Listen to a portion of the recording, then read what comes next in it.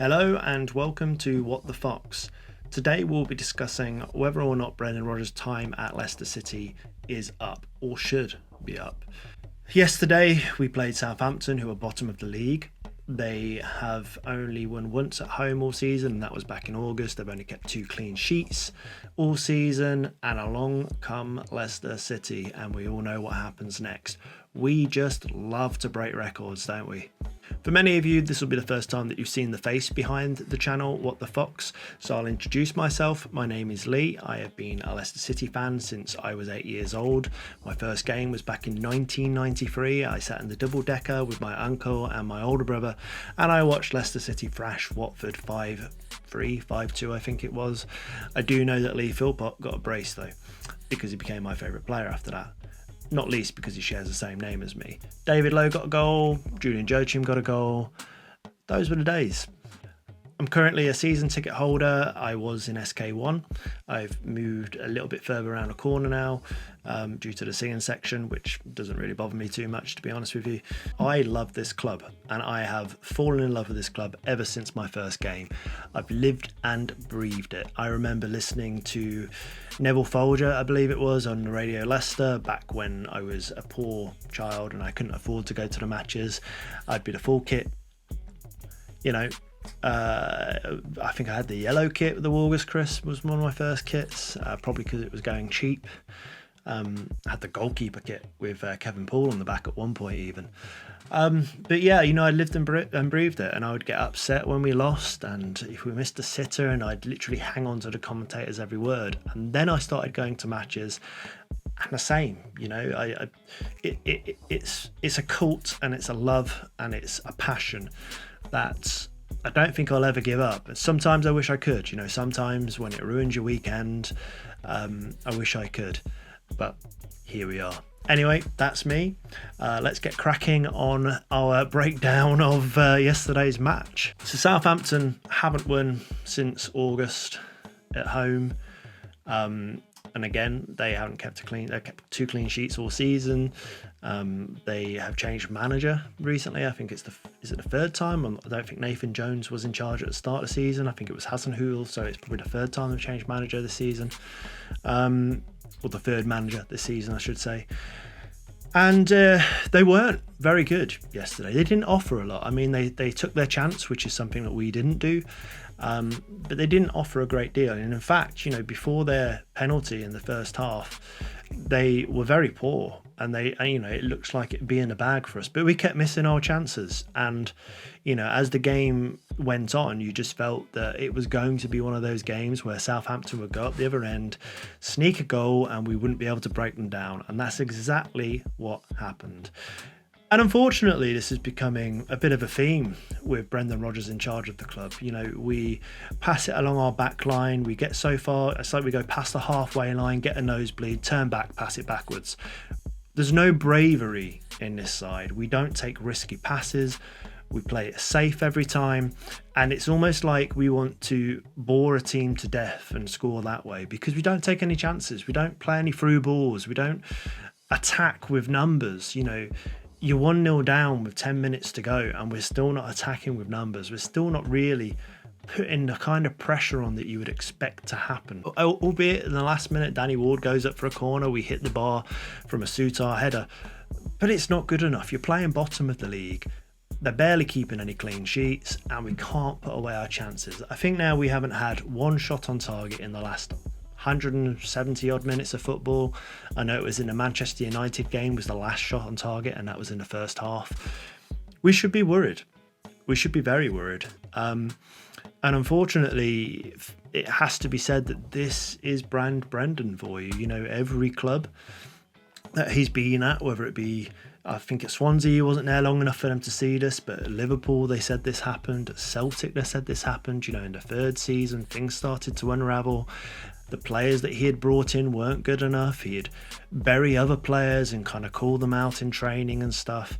You know, there are stories all over the place. You know, if you go back to his time at Reading, and I know it's Matt Mills, so it's not the most reliable source, but, you know, the stories that he tells about Rodgers being a bit of a dickhead, basically, giving team talks in Spanish when there's no Spanish players in the dressing room, and pointing to his Gucci belt. I don't know the ins and outs of that story, but it's ridiculous. To me, he just reminds me of a pint-sized David Brent, and he's been annoying me for some time. I won't lie, when things are good, I tend to keep my mouth shut, and, he's there to win games of football, not to be liked. So, I keep my mouth shut. But as a person, as a character, I don't like him whatsoever. I find him irritating. I find he doesn't ever take responsibility, and he takes the credit when things are going well. As someone who has managed teams in my career, I am a designer by trade. I've run my own business. I've been a freelancer for a long time. I've worked with a lot of different teams, in teams, and I've managed teams. And the number one thing with management is that you never take credit when things are going well. You give your team the credit, and then you take responsibility when things aren't going well. And this just isn't something that we see from Brendan Rodgers. He tends to take the credit when things are going well, and when things aren't going well, he's very quick to throw people under the bus, or simply say that a team aren't good enough. And now I've been arguing for quite some time now that if you tell a team that they're not good enough, they're not going to want to play for you. It doesn't feel like you win and lose as a team. It's like you might win as a team, but you lose as individuals, and that's not a good way to be. I think with Brendan Rodgers, he seems to have alienated quite a few players. You look at Southampton, who is on his way out in the summer. He did it with Mendy for a short time, where, for 6 months he wasn't even registered in the squad, and now he's a pivotal part of the squad because other players that are brought in, like Sumare, aren't good enough. You look at Vestergaard. There's a story that came out last week about Vestergaard that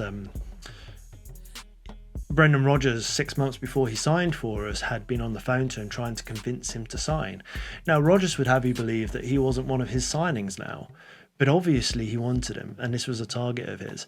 And now he can't even make the bench, which, again, we've seen this throughout his career. Like when he was at Liverpool, he insisted on signing Benteke, and that was like a 45 million signing then, which was mental money back then. Now that's nothing, but back then it was mental money, and it didn't work out. And he did this time and time and time again. So, yet for me, his time's up. I don't think he has what it takes to scrap in a relegation battle. You could see him yesterday on the touchline. He was barely up. He does these little claps like this. It's just irritating. And then in his post-match comments, he says things like, "Oh, we were a better team. We tried hard. The supporters need to get behind us," and things like that. Well, the fans are behind the team. That is not a question here. The fans will support the team through thick and thin. But managers come and go. And if you start to blame the fans, like you did when we lost against Brighton at the start of the season, when you start to blame the fans and you pick at the fans, you've just lost us. I mean, that was the point when really he lost me. I posted something yesterday about the 5 stages of grief, and I am at the point of acceptance now. I was getting angry at the start of the season. We had our little purple patch where, we barely conceded a goal just before the World Cup, and now it's gone back to being crap again. And I am at the point of acceptance now. I've been angry, I've bargained, and now I'm just accepting the fact that we're probably going to get relegated, and things probably aren't going to change whilst he's in charge. I can't see the board acting. It's depressing. Every single week, I tell myself I'm not going to watch this time. I don't want to be depressed. I don't want to, ruin my weekend. And I watch them, and I get depressed, and it ruins my weekend. I wish that wasn't the way it was, but it is. I think a lot of Leicester City fans feel the same. I was happier when we had Nigel Pearson and we were losing games, so we were fighting and we gave it a go. And we were losing through lack of ability as opposed to lack of heart and passion and tactics. I always believed under Nigel Pearson that we would escape relegation somehow. I've got notes in a notebook somewhere where I believe that we had winnable matches and we would stay up, and we did. Under Rodgers, I just don't have that feeling. He doesn't instill confidence in me, which probably goes for a lot of other fans. And if he doesn't instill confidence in the fans, how do you think the players feel? Surely the players feel the same. And you can see it throughout the performances of players. When you look at Kieran Dewsbury-Hall, he was fantastic when he first came into the side, and now he looks a shadow of the player. And I know that when a team's not playing well, players struggle, but he, Barnes, Thomas has been awful, and it's all confidence, you know. Maddison yesterday looked like he was lacking ideas. Iheanacho was missing sitters. You know, fast face, however you want to pronounce it, he was struggling. You know, Danny Ward struggled all season in reality. And I think that a different manager, a different face, a different voice in that dressing room can make these players play better, because they're not bad players. They're not bad players. Danny Ward was phenomenal for Wales in the I think it was the World Cup last, not in the in the Euros, sorry, not in the World Cup, because he was the second string keeper in the last World Cup, but in the Euros he was phenomenal. When you look at Wout Faes, when he first came in, he looked brilliant. Harry Souttar, brilliant in the World Cup again. James Maddison, we all know, is a world beater. Harvey Barnes on his day is unplayable, and Kelechi Iheanacho is a brilliant finisher of the ball. But at the moment, they do not look like it. And when you look at the fact that the fixtures are starting to really, really come to a head now, I can't see us beating the teams around us, let alone the teams above us. I think we're in real trouble. We're in serious danger. For me, the board need to act, and they need to act now. We can't wait until after the Chelsea match. We can't wait until after the game after that. It needs to happen now. We've had two pretty disastrous results which are going to knock the confidence of the players. I think they need a different voice in that changing room. I think they need a new direction. They need some new ideas, and they need someone to give them some confidence, give them some belief, tell them they're great players, tell them they can go out there and just play their game, do their thing and make it happen, because they're good enough. They are good enough. This is a team that largely finished fifth in a couple of seasons ago. The side hasn't changed that much. I know Vardy's on his way out now, but it hasn't changed that much. So I do believe that there's hope if we change now. The problem is, will we change now? That's all I've got to say for today. I hope you've enjoyed that little kind of monologue. Basically just me moaning for however long it's been.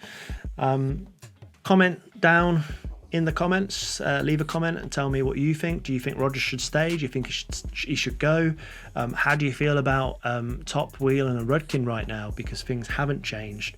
Do you think it's the players' fault, or is it all on the manager? Lastly, are we getting relegated? That is the big question. Leave a comment down in leave a comment and let me know. I almost forgot to plug what I do. I am a designer by trade, and I produced these graphics here. So I currently have these on sale for £5 a pop on my eBay. I'll leave a link in the description. They were retailing for about 20 quid. I think they were 25 quid originally when we first won the league. They're about £20 now.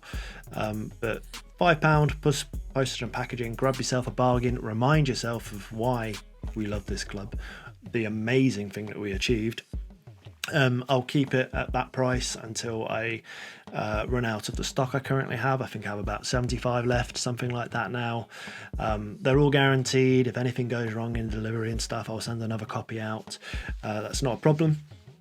But yeah, get involved, get yourself a bargain. You know, I love the work, but then I designed it, so I would. But originally I actually designed these things for me. You know, it was a labour of love, and I didn't plan on selling them, but a friend of mine saw them and said I should sell them, and here we are. I think we're about 2,000 sales later. There's about 2,000 of them in the homes, and I'm always very, very proud to see them my friend's parents had it in their living room, pride of place, and I absolutely love that. You know, I'm always very proud to see that. So, you know, grab yourself a bargain. Links in the description. Nice one. Oh, that was a bit Boris Johnson. What's it?